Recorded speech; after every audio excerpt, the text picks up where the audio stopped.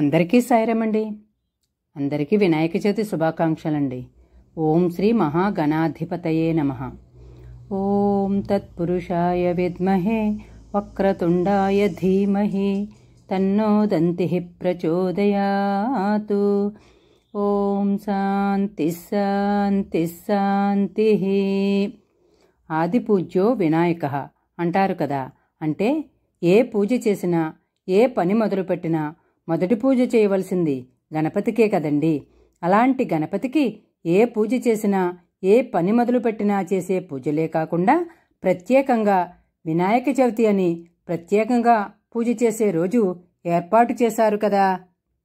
అదేనండి వినాయక చవితి అండి. భాద్రపద మాసంలో శుక్లపక్షంలో వచ్చే చవితిని వినాయక చవితిగా పూజ చేసుకుంటాం కదా. ఈ వినాయక చవితి రోజు 21 రకాల పత్రితో వినాయకుణ్ణి పూజిస్తాం కూడాను. ఈ వినాయక చవితి రోజు పూజించే వినాయకుణ్ణి మట్టితో చేస్తే చాలా శ్రేష్టమన్నమాట. ఇప్పుడు చాలా రకరకాలుగా చేస్తున్నారనుకోండి. మట్టితో కానీ పసుపుతో కానీ చేస్తే మంచిది. ఇప్పుడు మనం చూస్తున్నాం కదండి, మన బాల వికాస్ చిన్నారులు మట్టితో వినాయక ప్రతిమలను తయారు చేస్తున్నారు. వినాయక చవితి వస్తోంది, వినాయకుడి బొమ్మలు తయారు చేయాలి, మట్టి తెచ్చుకోండి అని చెప్పామో లేదో ఎవరి మటుకు వాళ్ళు మట్టి తెచ్చుకొని మట్టితో పాటుగా వినాయకుడిని తయారు చేసిన తర్వాత అలంకరించడానికి పువ్వులను కూడా తీసుకుని తయారై వచ్చేశారండి. చూడండి, ఒకరిని మించి ఒకరు ఎంత అందంగా గణపతి ప్రతిమలను తయారు చేస్తున్నారో. 8 మంది ఆడపిల్లలు, 7 మగపిల్లలు. ఎవరికి వారే నేను చాలా అందంగా తయారు చేయాలంటే నేను అందంగా తయారు చేయాలని ప్రక్క వాళ్లను కూడా పట్టించుకోకుండా బిజీగా గణపతి బొమ్మలను చేసేస్తున్నారు. ప్రతి ఉత్సవానికి వీరి ముందుండి వీరిని ప్రోత్సహించే మన బాల వికాస్ టీచర్లకు మన సత్యసాయి విహార్ తరపున సాయిరాం చెప్పుదామండి. ఆఖరికి వినాయక ప్రతిమలను చాలా అందంగా తయారు చేసేశారు. వీడియో చూడటం మధ్యలోనే ఆపేయొద్దండి. ఎందుకు అంటే పూర్తిగా తయారైన గణపతి ప్రతిమలను వీడియో ఆఖరులోనే చూపించాము. అందుకని వీడియో చూసేవాళ్ళందరూ వీడియో ఆఖరు వరకు చూడండి. చూసి మా చిన్నారులందరికీ మీ దీవెనలు అందించండి. ఈ చిన్నారులలో ఎవరు బాగా అంటే అందంగా తయారు చేశారో కామెంట్ రూపంలో తెలియజేస్తే ఇంకా చాలా బాగుంటుందండి. ఇక ఉంటానండి. ఇక వీడియో అంతా చూసేద్దామండి.